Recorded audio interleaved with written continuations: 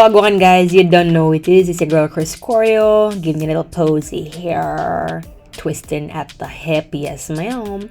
So today was leg day at the gym, and I wanted to show you guys a really quick routine that you can do in the comfort of your own home.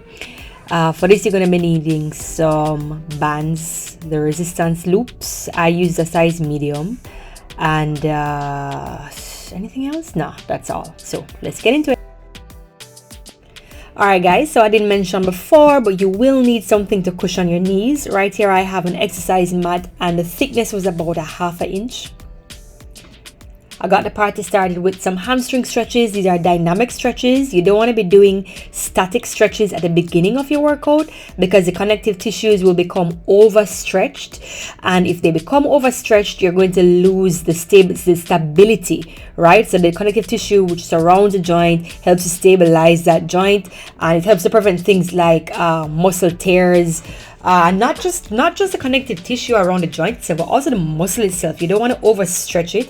You want it to be able to hold a bit of tension, right? And in this way, you will predispose yourself to injury if you do static stretches. Static stretches are when you hold a position for like 10-20 seconds.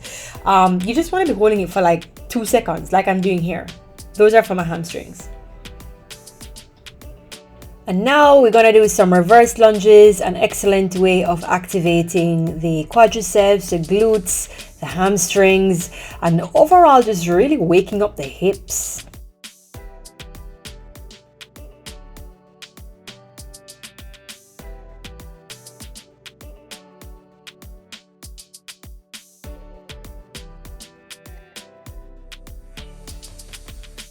You want to ensure that you keep your chest open, trying to keep the chest open without dropping the chest over the knee. So you see what I'm doing here. Each time I go down, I try to ensure that my chest remains upright. Occasionally you might see me look down because girl, I feel like I was gonna fall.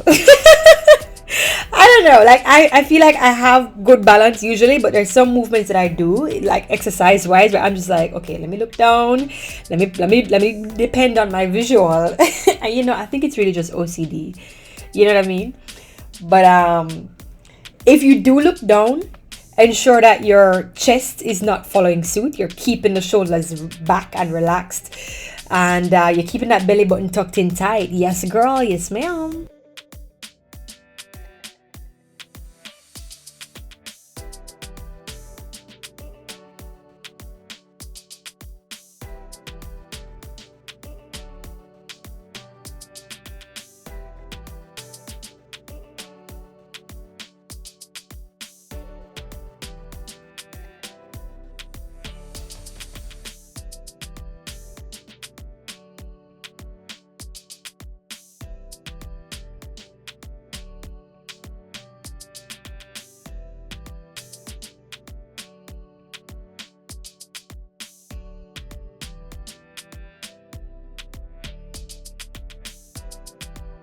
Alrighty, and now we are getting into our banded crab walks. As I had mentioned earlier, I am using a medium resistance loop.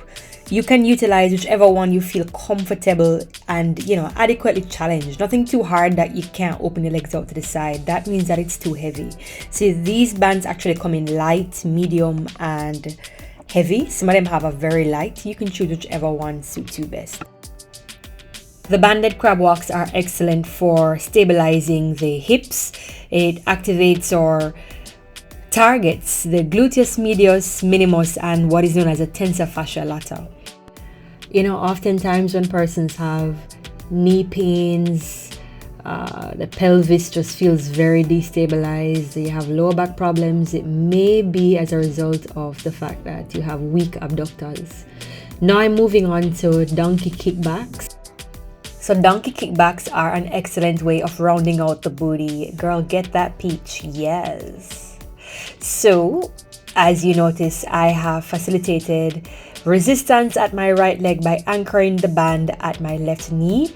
Now in terms of the arm positioning, you can do it just like how I have it here, with one elbow down, one arm up, or you can do both arms up with the hands stabilizing the body, or both elbows down.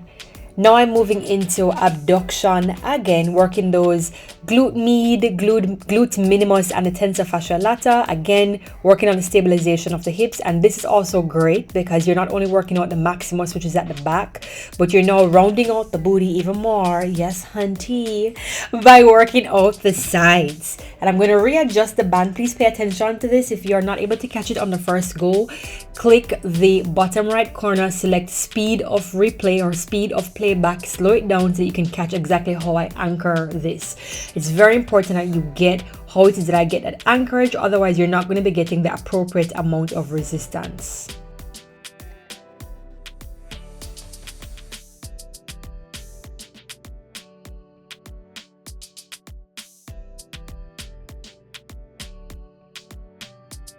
And now again, back into those fire hydrants. Remember, the exercise is working the glute med, minimus, and tensor fascia lata.